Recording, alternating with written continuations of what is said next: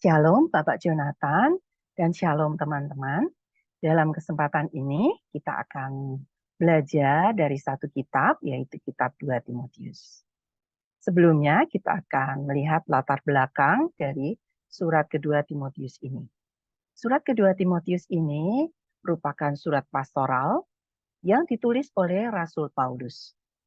Dia ditulis kira-kira tahun 67 Masehi saat Rasul Paulus berada di penjara bawah tanah di Roma. Dan ini merupakan pemenjaraan Paulus yang kedua. Dan surat ini adalah surat yang terakhir yang ditulis oleh Rasul Paulus. Surat ini ditulis untuk Timotius yang merupakan seorang muda yang merupakan anak rohani dari Paulus. Paulus menyebutnya sebagai anakku yang kekasih. Timotius berayahkan seorang Yunani dan ibunya adalah seorang Yahudi. Timotius sudah mengenal dan percaya kepada kitab suci Perjanjian Lama, di mana iman itu berasal dari neneknya Lois dan ibunya Eunike. Timotius berada di Efesus saat surat ini ditulis oleh Rasul Paulus. Mengapa dia bisa ada di Efesus? Karena Timotius ini ikut di dalam perjalanan Paulus mengunjungi gereja-gereja di Asia, termasuk Efesus. Dan ketika di Efesus inilah Timotius ditugaskan oleh Rasul Paulus untuk tinggal di sana dan menjadi pemimpin jemaat Efesus. Efesus merupakan sebuah kota di benua Asia yang sekarang berada di negara Turki, tepatnya berada di provinsi Izmir. Dia terletak di antara dua benua, yaitu benua Asia dan benua Eropa, sehingga dia menjadi jembatan antara dua peradaban, yaitu peradaban Barat dan peradaban Timur. Di masa Perjanjian Baru, Efesus ini merupakan sebuah kota besar. Dia terletak di pantai Laut Tengah dan menjadi ibu kota provinsi Romawi yang disebut Asia. Merupakan kota pelabuhan kuno yang sangat strategis. Efesus merupakan sebuah kota metropolitan yang bergaya Yunani. Dia merupakan pusat kebudayaan Yunani dan juga menjadi pusat pemujaan Dewi Artemis. Dewi Artemis ini merupakan nama samaran dari Dewi setempat, yaitu Dewi Ibu dan Dewi Kesuburan, yang telah dipuja oleh rakyat Efesus selama ribuan tahun.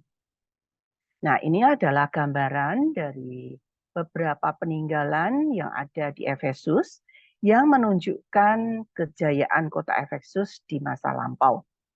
Ini adalah patung Dewi Artemis, Dewi Kesuburan. Dan kemudian ini adalah Temple of Hadrian, yang merupakan sebuah tempel yang megah dan tentu sangat indah pada masa Efesus di zaman lalu. Kemudian kita akan lanjut.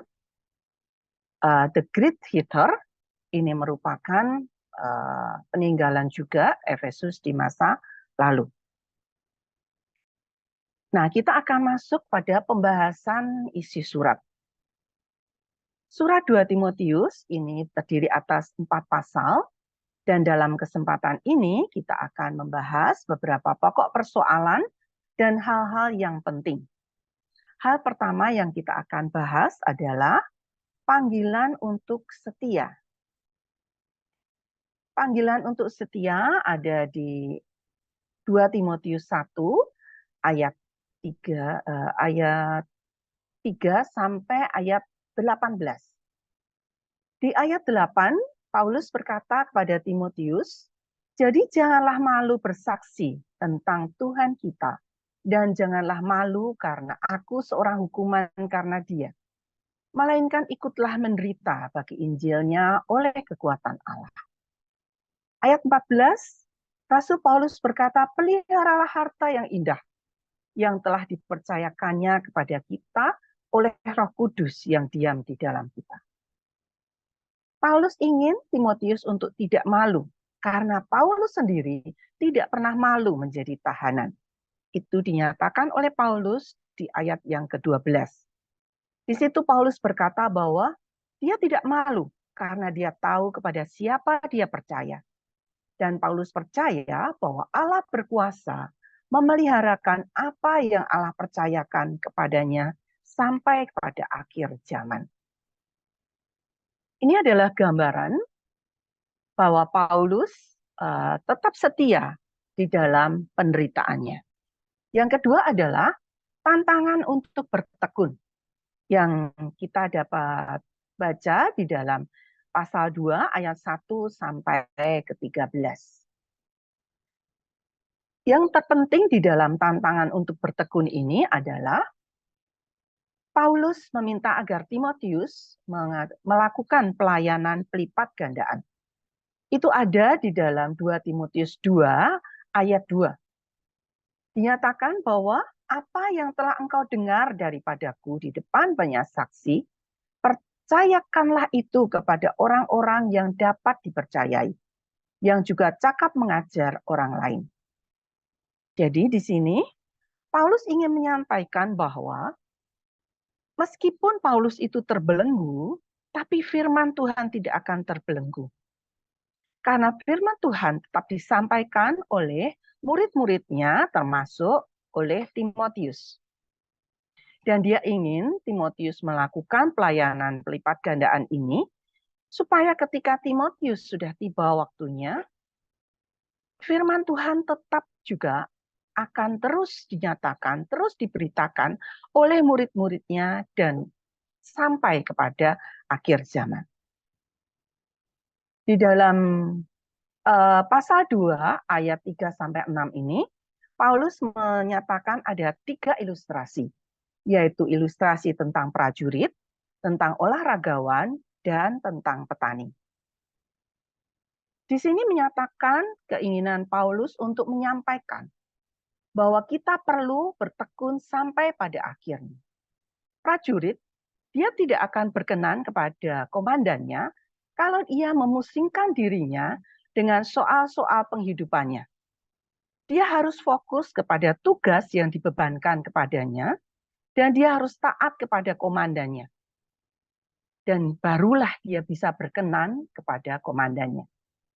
Sedangkan seorang olahragawan, dia tidak akan bisa menjadi juara kalau dia tidak disiplin untuk berlatih dan juga dia tidak bertanding menurut aturan-aturan yang ada.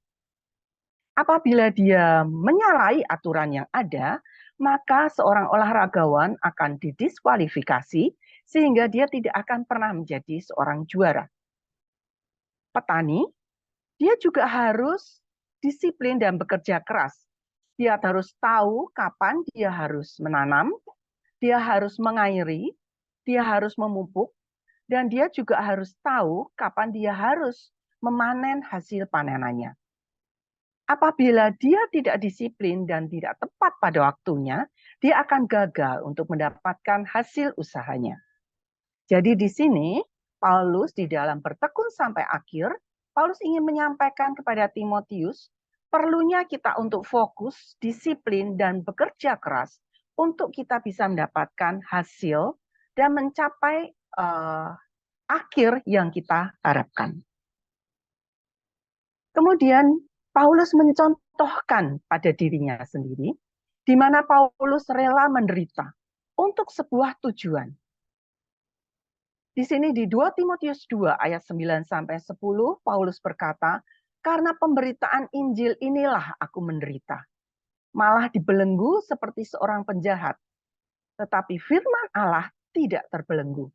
Karena itu aku sabar menanggung semuanya itu bagi orang-orang pilihan Allah, supaya mereka juga mendapat kesempatan dalam Kristus Yesus dengan kemuliaan yang kekal. Jadi di sini Paulus ingin menyampaikan bahwa dia pun ikut dan rela menderita untuk satu tujuan, yaitu agar pemberitaan Injil ini sampai kepada semua orang, sehingga semua orang bisa mendapatkan keselamatan di dalam Yesus Kristus. Yang ketiga adalah pekerja yang baik. Ini ada di dalam pasal 2 ayat 14 sampai 26. Paulus berkata kepada Timotius, usahakanlah supaya engkau layak di hadapan Allah sebagai seorang pekerja yang tidak perlu malu, yang berterus terang memberitakan perkataan kebenaran itu. Paulus menasihati Timotius agar berusaha menjadi pekerja yang baik, memberitakan firman Tuhan dengan benar, murni dan tulus. Sehingga ketika dia harus berhadapan dengan Allah, dia tidak perlu merasa malu, melainkan boleh dianggap layak oleh Allah. Nah, di dalam kualitas pekerja ini, Paulus mengumpamakan tentang perabot rumah di pasal 2 ayat 20 sampai 21. Di situ ada perabot emas perak dan perabot kayu tanah.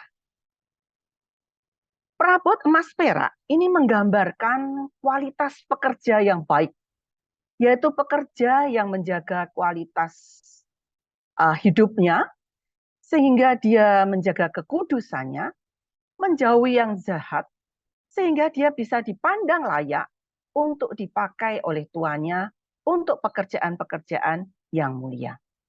Sedangkan perabot yang berasal dari kayu dan tanah, ini adalah pekerja yang tidak menjaga diri, yang membiarkan dirinya tercemar dan tidak kudus, sehingga dia tidak layak untuk digunakan oleh tuannya untuk pekerjaan-pekerjaan yang mulia, sehingga dia hanya bisa digunakan untuk maksud yang kurang mulia. Yang keempat adalah Paulus bicara tentang nubuat ketidaksetiaan di akhir zaman, yaitu di pasal 3 ayat 1 sampai 9. Paulus menyebutkan 19 karakter buruk manusia di akhir zaman.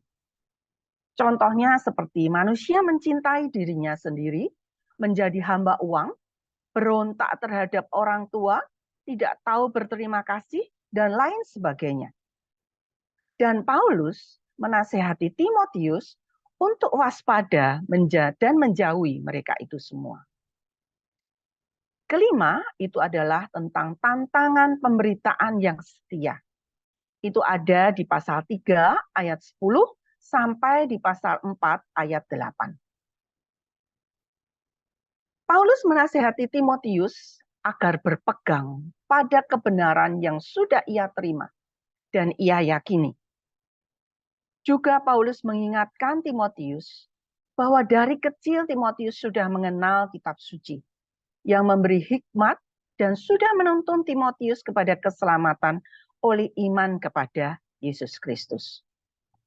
Ada banyak guru-guru palsu, dan ayat ini memperlihatkan kekhawatiran Paulus terhadap jemaat yang ada di Efesus. Karena guru-guru palsu ini terus membawa jemaat-jemaat meninggalkan iman, ajaran para rasul, dan kebenaran Allah. Karena itu Paulus mengingatkan agar Timotius terus berpegang pada kebenaran yang sudah dia ajarkan. Paulus juga mengingatkan kepada Timotius untuk terus setia kepada firman Tuhan. Semua tulisan yang diilhamkan Allah bermanfaat untuk mengajar, untuk menyatakan kesalahan, untuk memperbaiki kelakuan, dan untuk mendidik orang di dalam kebenaran. Jadi tiap manusia kepunyaan Allah diperlengkapi untuk setiap perbuatan baik. Dengan firman ini kita tahu bahwa apabila seorang hamba Tuhan berpegang teguh kepada firman-Nya, maka dia akan menjadi hamba Tuhan yang lengkap, mampu, mahir untuk menjalankan tugas dan tanggung jawabnya. Paulus juga mengingatkan kepada Timotius untuk terus memberitakan firman Tuhan. Siap sedialah baik atau tidak baik waktunya. Nyatakanlah apa yang salah. tegurlah dan nasihatilah dengan segala kesabaran dan pengajaran. Paulus mengingatkan kepada Timotius untuk terus setiap sedia memberitakan firman, baik maupun tidak baik waktunya. Dan dia mencontohkan dengan keadaannya sendiri, di mana Paulus terus tetap setia di dalam keadaannya yang sekarang ini. Paulus merasa akan segera dihukum mati. Dia berkata, darahku sudah mulai dicurahkan sebagai persembahan. Saat kematianku sudah dekat. Tapi semangat dan kesetiaan Paulus tidak pernah luntur. Di saat terakhir hidupnya ini pun, Paulus tetap berkata dengan optimis. Dia berkata, aku telah mengakhiri pertandingan yang baik. Aku telah mencapai garis akhir. Aku telah memelihara iman. Dan telah tersedia mahkota kebenaran yang akan dikaruniakan Tuhan kepadaku. Semangat inilah yang ingin Paulus nyatakan kepada Timotius. Dan sebagai penutup ini Paulus menyatakan kerinduannya. Kerinduannya untuk bertemu kembali dengan Timotius. Dia berkata di 2 Timotius 4 ayat 9, berusahalah supaya segera datang kepadaku. Saat itu musim dingin akan tiba, dan Paulus berada di penjara bawah tanah dan hanya ditemani oleh tabib Lukas. Paulus merindukan untuk bertemu kembali sekali lagi dengan Timotius, murid yang dikasihinya, sebelum masa eksekusinya. Dan yang terakhir, kitab 2 Timotius ini ditutup dengan salam dari Rasul Paulus kepada beberapa sahabat dan teman sekerja di Efesus. Dan diakhiri dengan berkat penutup kepada Timotius dan kemudian kepada jemaat. Nah, dari paparan tadi kita tahu dan kita bisa menyimpulkan bahwa tujuan dari surat 2 Timotius ini adalah menguatkan Timotius di dalam pelayanannya di Efesus. Dan inti surat ini adalah kepedulian Rasul Paulus terhadap pelestarian kebenaran Injil. Dia ingin agar Timotius memegang teguh kebenaran ajaran itu dan tidak terpengaruh dengan ajaran guru-guru palsu. Dia ingin supaya Timotius menjaga dirinya supaya tidak tercemar dengan ajaran-ajaran yang salah. Yang kemudian hal penting lainnya adalah tentang pelipat gandaan.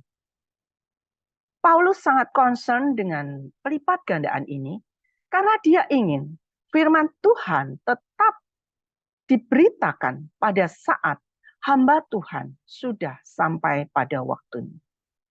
Sehingga setiap hamba Tuhan dapat memuridkan sehingga ajaran Kristus dapat dilanjutkan dan dipercayakan kepada orang lain yang tetap setia dan juga akan mengajar orang lain dan memberitakannya kepada orang yang lain lagi.